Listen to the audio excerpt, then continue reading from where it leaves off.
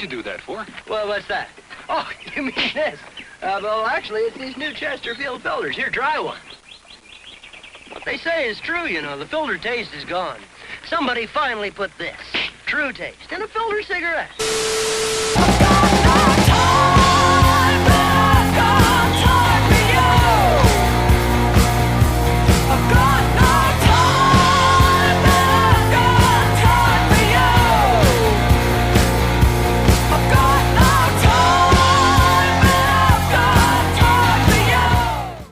How's it going?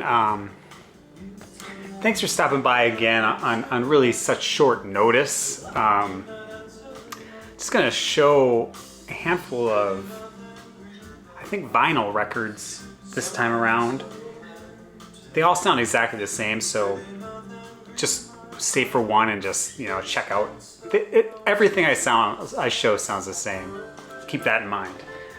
I've got donut holes, fresh donut holes, and something I couldn't resist, which was Doritos sweet chili lime flavored meat stick. Like this exists. This is real. This is not a drill. This is your opportunity to wrap your lips around some sweet chili Doritos sweet chili flavored meat. Yeah. And there's obviously plenty of libations for you to get involved in. I hope you're enjoying the weather. It's just beautiful out. Just lovely. Let's just douche this and move on. This first one. This is released on Lamo Records. Let's even say that it's US Highball. It's their third album. It's called No Thievery, Just Cool.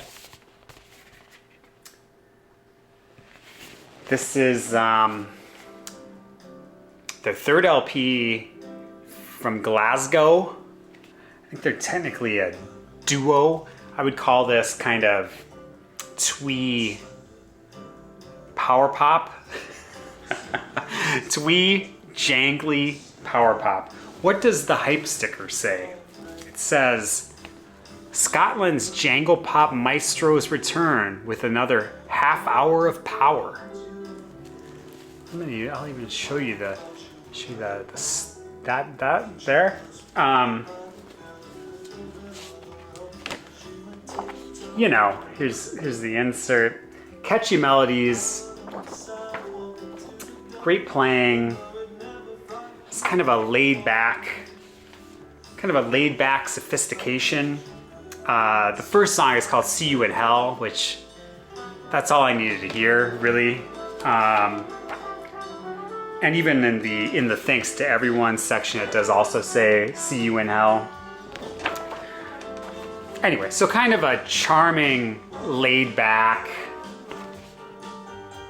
pop, you know, very twee in places, I think, to the point that some people are not going to be able to deal with how twee it is.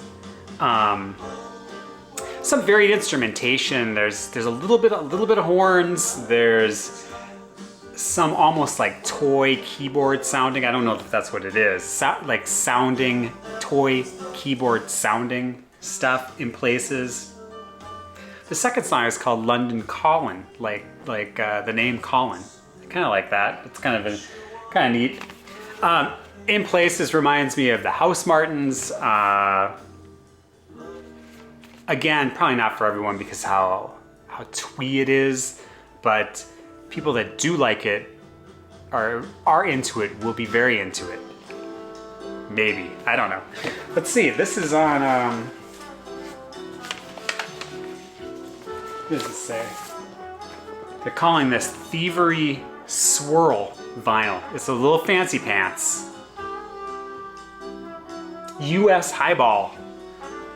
No Thievery, just cool. I kitchen's overheating. To their surprise, I ate a bagel at the meeting. You can correlate the temperature to the meeting. See the paint peel as it's falling off the ceiling. Let your holiday last too long, you're gone.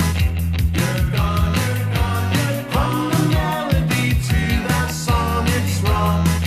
It's wrong, it's wrong, it's wrong. Pilot turns the plane around. The curious attendant has given you the key to your town. It's not what she intended.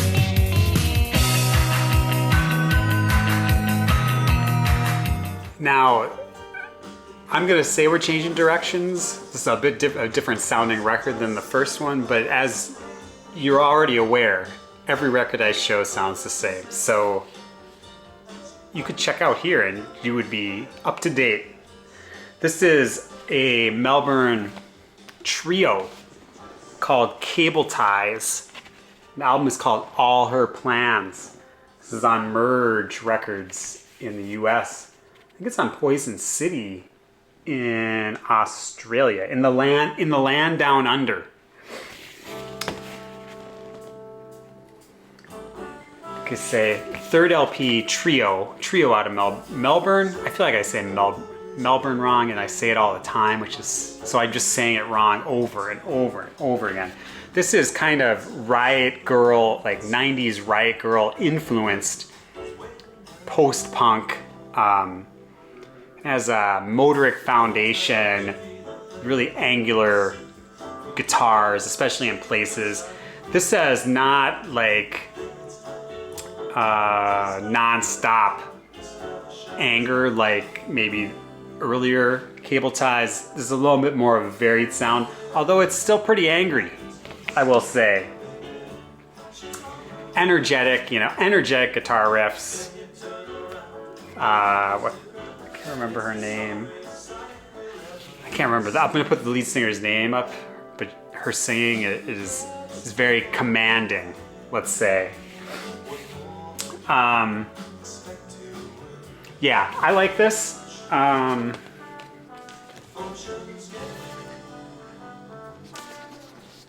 You may or may not. It's really not what's important here. There's the printed sleeve. If you didn't notice, there was the words there. This is another. We're a back-to-back Fancy Pants. This is the peak vinyl version color. I'm not sure if you're gonna be able to get that.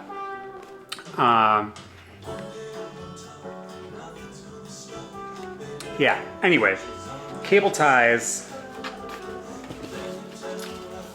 All Her Plans.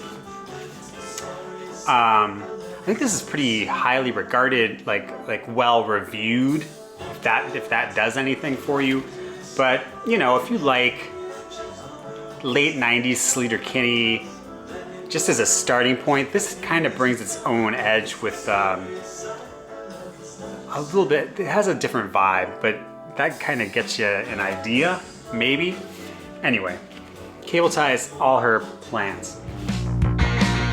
Every day I get up, I point my feet somewhere.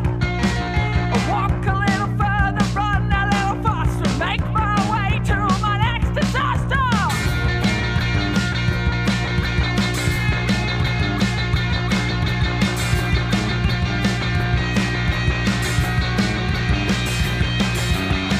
I know the audience is all in my head. I can't tell them to be quiet.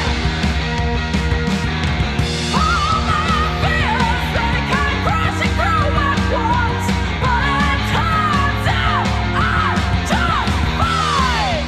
Next, this is a classic early 1990s album that was just released in the Matador Revisionist History series. This is the 30th anniversary. This is an album that was originally released in 1992,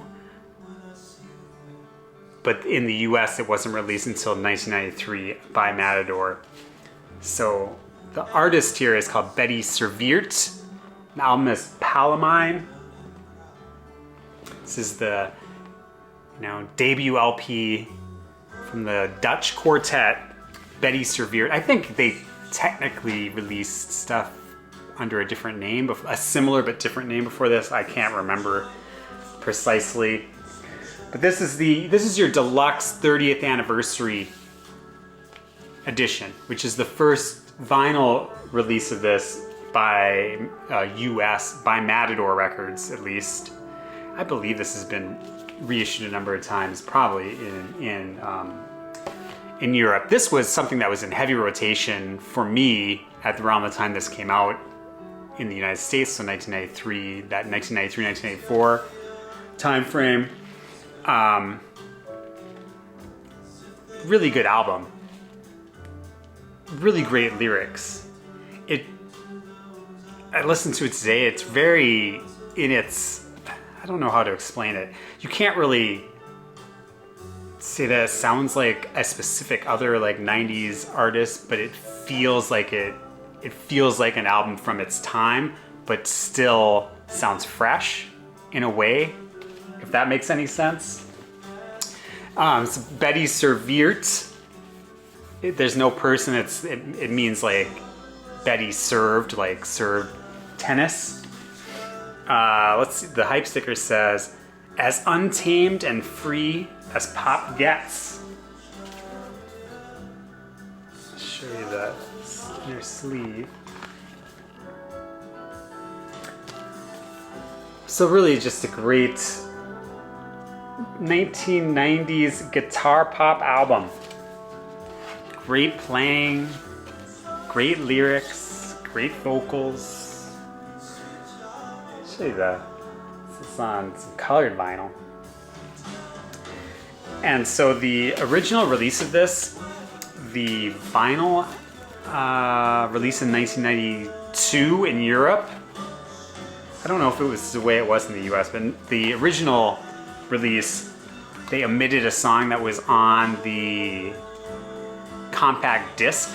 They used to release out music on compact discs. If I had one nearby, I would show you what one looks like. They're really interesting. So anyway, originally there was also a 7-inch that came with it, and so in this deluxe version, that's the way it's done here. So the song that was on the album was Brain Tag, and it's on here with additional track, or 2 additional tracks, Get the Bird and Smile. Also on Orange Wax, if you want to say it that way. So yeah, so you get that configuration of this album. Anyway, I think a lot of people probably know this. It had a minor hit in the song Tomboy, even in the United States. I believe that if you listen to alternative rock radio in the early 90s, you may have heard the song Tomboy and just not realize that this is who it is. Also Palomine and Kids All Right. There's a lot. This is just a really good album. Fans of this type of thing, it's not. I would call this something that it's definitely something that would fit on the radio, but not like necessarily. I don't know. I'm not even gonna go there. Bettie Serveert, Palomine.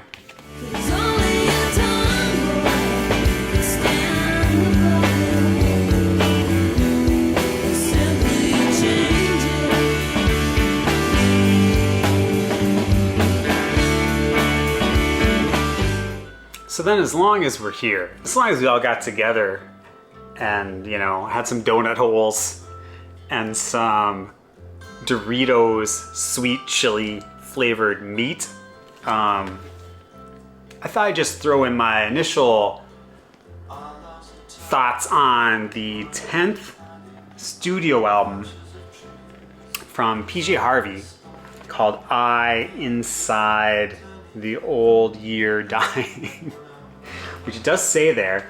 This, when you have this in the shrink wrap, it seems like this is a sticker, but it's not. And it actually does say PJ Harvey somewhere. I don't know if you can see it. It's hidden on there. Yeah, 10th LP from the legendary PJ Harvey.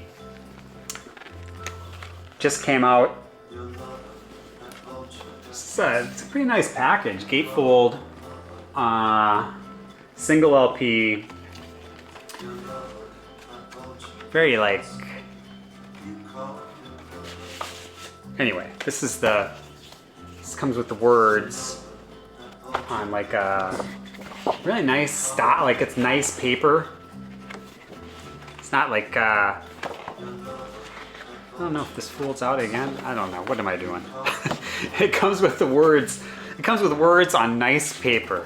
It's not just the words. It's words on nice paper.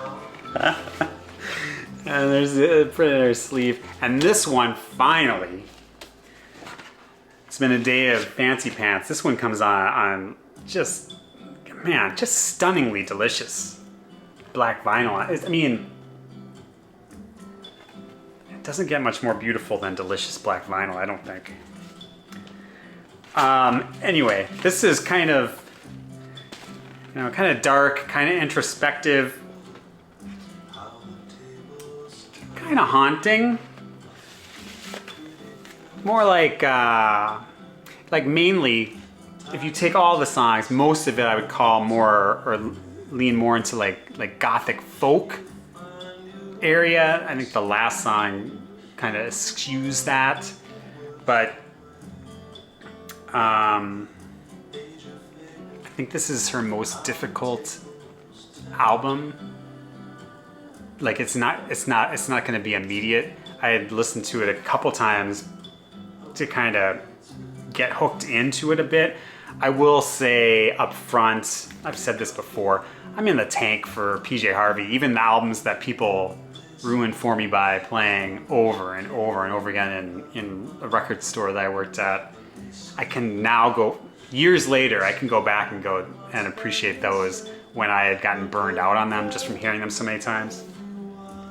Now I think every single PJ Harvey album is worth having. I think that this is one that I'm gonna have some more time with before I really know how I feel about it. I think that I like it. But it definitely is not, it's definitely not one that I would recommend to somebody that doesn't already like PJ Harvey. If that means anything to you? Or if it does anything for you?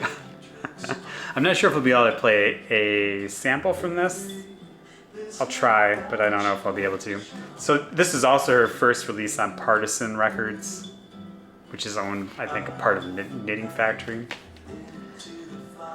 And I didn't really say a lot of stuff. There's a big backstory that you can read about how this came together. She did it very quickly, I think in just 3 weeks, maybe even less, that it was recorded. It was not something that was a long time coming. Like it wasn't, but it, it's got John Parrish and Flood involved in making it.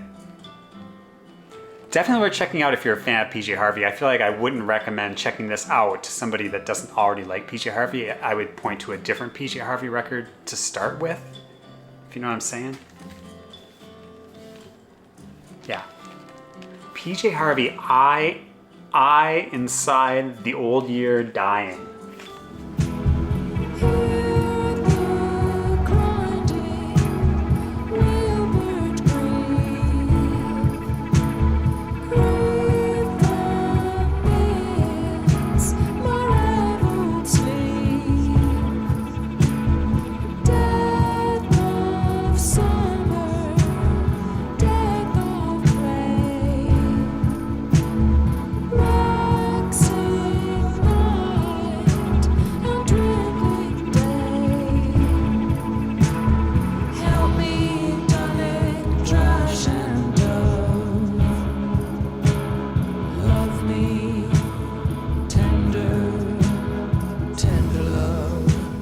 Anyway, thanks for stopping by. I was thinking, all these 30th anniversary releases are coming out. I just showed that Bettie Serveert Palomine Deluxe Edition. The question you have to ask yourself is, should you get this one? Or should you wait until the 50th anniversary Giles Martin like remix edition, because that's, I mean, this might be deluxe today, but in 20 years it's going to be deluxe. This is probably going to be, you know, landfill. You're going to want the Giles Martin remix of this. It brings the drums are going to be better. Yeah, it's just going to generally like pop out of your speakers a lot better. So if you have the CD, I would stick with the CD and wait for the Giles Martin 50th anniversary edition of Bettie Serveert's Palomine. Anyway, I'm just killing time now. We're just bullshitting now. So, thanks for stopping by. Appreciate it as always, and we'll see you possibly another time. Cheers. Anyone can share VD with some.